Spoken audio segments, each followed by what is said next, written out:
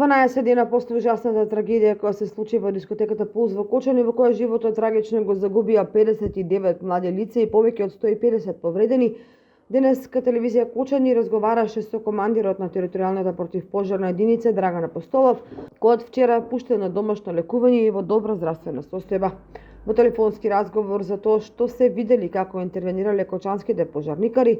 членовите на ДПД, на Црвен крст, полицијата и сите други кои во тој момент биле таму, Апостолов истакна дека она што се случувало таму ниту тие како пожарникари кои гаснеле секако вид на пожари, ниту пак обичните граѓани можеле да си претпостават едноставно такви сцени нема ниту на филм.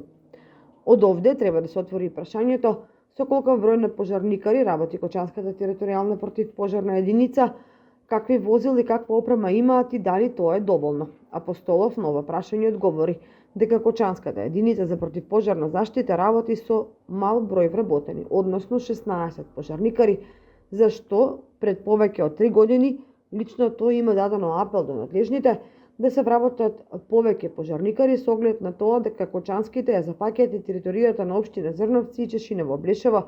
за да можат поефикасно да ги извршуваат своите работни задачи. Покрај малиот број вработени пожарникари, возниот парк е претежно стар и тешко се одржува, односно сервисира, додека другите општини од истокот добиваат проекти за нови возила за противпожарна заштита, додава Апостолов. Кобната ног на 16 март во гасењето на пожар беа вклучени сите пожарникари, а некои од нив завршија на лекување во општа болница Кочани, некои на клиниката за токсикологија во Скопје. Од територијалната противпожарна единица Кочани, како и доброволците од ДПД Кочани, информираат дека има и недостиг од едукација за тоа како да се справиме со вакви непогоди, па затоа периодот што следи интензивно ќе се работи на одржување на едукативни и практични вежби за да се едуцира населението.